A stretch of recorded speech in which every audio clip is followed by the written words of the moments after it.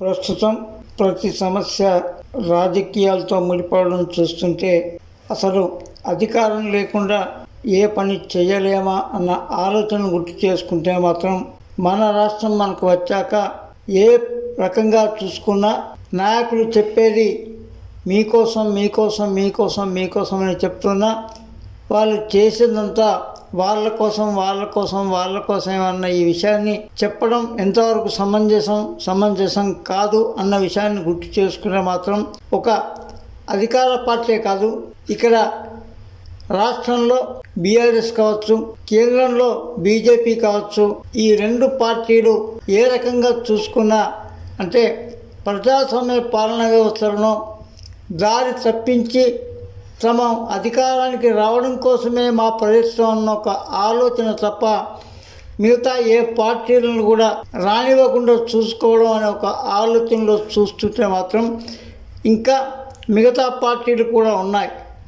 ఆ పార్టీలు కూడా అతిరథ మహారథులు గతంలో ఉన్న ముఖ్యమంత్రులు కావచ్చు, రాష్ట్రంలో పాలించిన పార్టీలలో కాంగ్రెస్ పార్టీ కావచ్చు, ఇప్పుడు వ్యక్తి విధానాలు ప్రధానమా వ్యవస్థ విధానమా అన్న ఒక ఆలోచన చూస్తుంటే మాత్రం మేము అధికారంలోకి వస్తే కానీ ప్రజాస్వామ్యం బాగుపడదు అన్న ప్రతి నాయకుడు మాట్లాడే మాటలు అవి నీతి సూత్రాలే తప్ప నిజాయితీ మాత్రం కనిపించడం లేదు అన్నది మరి ప్రజలు నమ్ముతున్నారా, ఓటర్లు నమ్ముతున్నారా?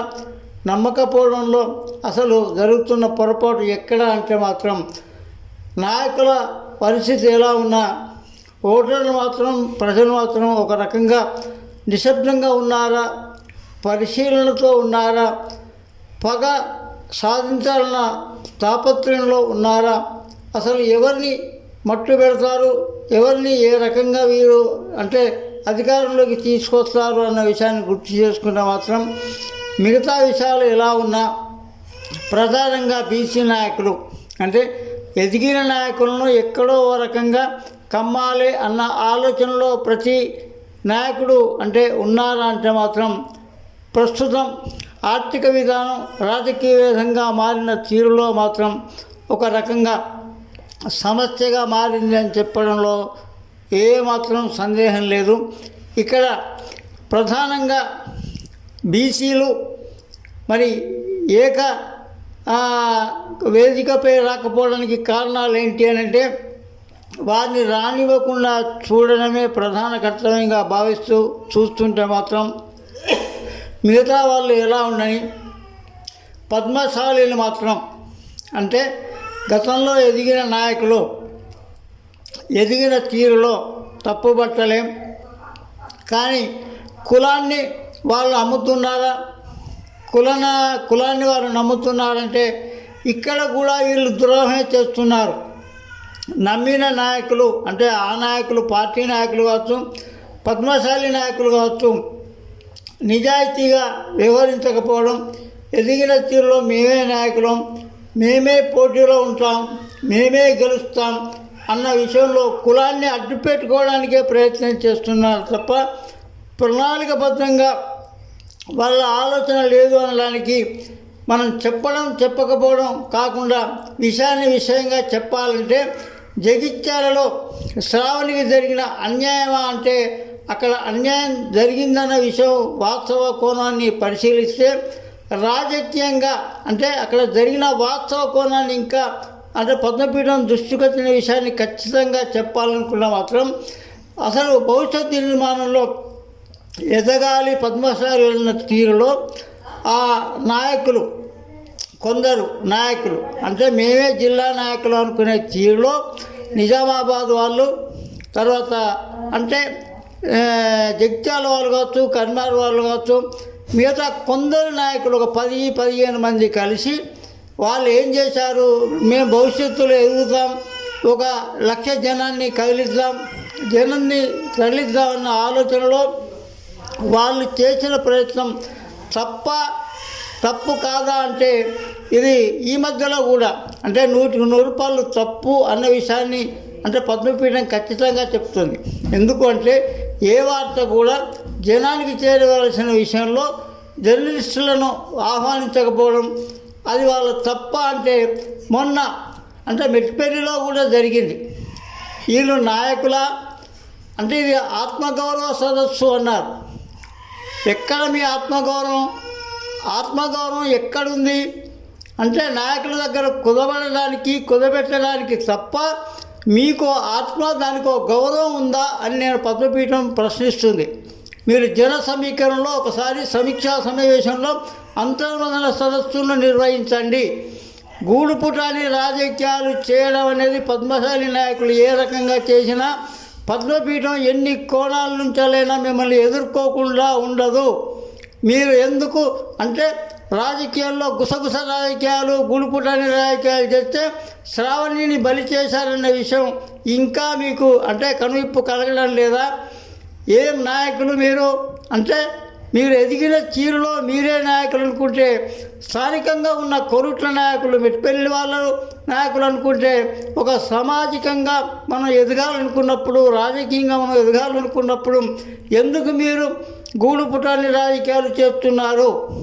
ఆ నాయకులు అంటే బీజేపీ టికెట్ కావచ్చు, లేదా మనకు అధికార పార్టీలో ఉన్న బీఆర్ఎస్ పార్టీ టికెట్ ఇస్తుందా అంటే అసలు ఏ నాయకులు ఏ ఆలోచన చేస్తున్నారో ఒకసారి సమీక్షా సమావేశాలు బహిరంగంగా నిర్వహించారా? బహిరంగంగా నిర్వహించకుండా అసలు అంటే మెట్పల్లి నాయకుల్లో ఉన్న ముఖ్య నాయకులు కానీ, కోరుట్ల నాయకులు కానీ, కొరుట్ల సంఘ నాయకులు కానీ మీరు పిలవకుండా మేమే ఆత్మగౌరవం అంటే మీ 10 మంది ఆత్మగౌరవమా? 33 జిల్లాలు వచ్చాయన్నారు. 33 జిల్లాలు కాదు కదా, 30 మంది కూడా రాలేదన్న విషయాన్ని గుర్తు చేసుకుంటే ఆ ఫోటోలను మీరు బయట పెట్టిన తర్వాత ఏంటో తెలియడం లేదా?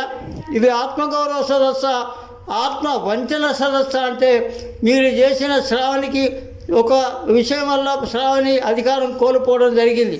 అది కేవలం బీజేపీ వాళ్ళ ఆర్గనైజేషన్లో బీజేపీ మీటింగ్లా అనిపించింది. కాబట్టి గుసగుస రాజకీయాలు చేస్తే ఈ రకంగానే ఉంటుంది.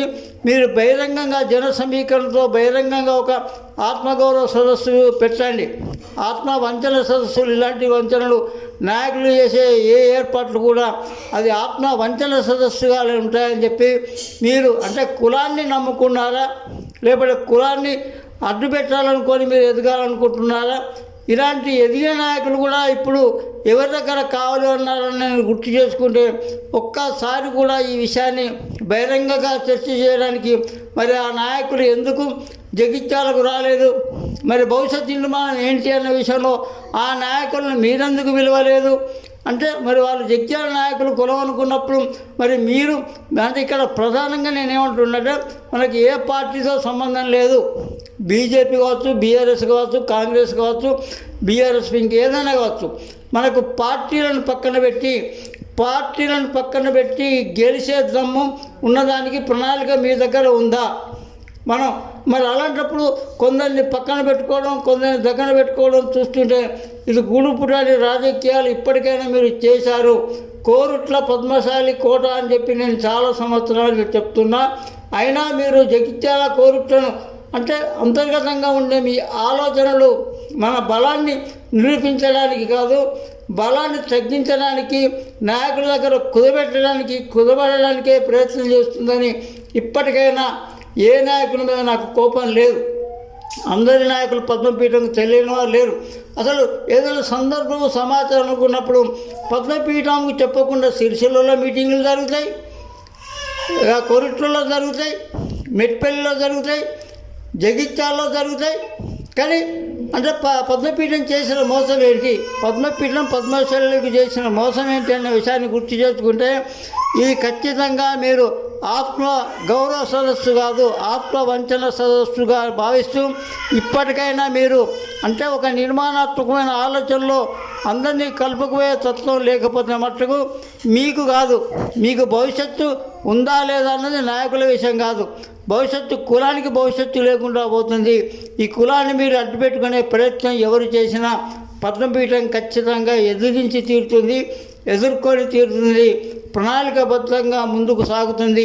ఫలితాలు సాధించే దిశగా మీరు ఎప్పుడు ఏదైనా ఎన్ని రకాల ఏ పార్టీ సంబంధం ఉన్నా లేకపోయినా నిజామాబాద్ పార్లమెంటు సీటు మనది, కర్నాల్ పార్లమెంటు సీటు మనది, కర్మార్ పార్లమెంటు సీటు మనది, నిజామాబాద్ పార్లమెంటు సీటు మనదని రాజకీయంగా ఆ దిశగా మనం అడుగులు వేయకపోతే, నాయకులు ఈ విషయంలో ప్రణాళికబద్ధంగా ముందుకు రాకపోతే భవిష్యత్తు తరానికి మనకు బాగా రాజకీయంగా అన్యాయం జరుగుతుందని ఇప్పటికైనా పద్మశాలీలు అంటే నాయకులు ఏదో మాట్లాడుకుంటున్నారని కాకుండా నాయకులను నమ్మాల్సిన అవసరం లేదు. ఏ జిల్లా నాయకులను నమ్మాలనుకున్నప్పుడు జనంలోకి రావాల్సిన తత్వం ఉండాలి.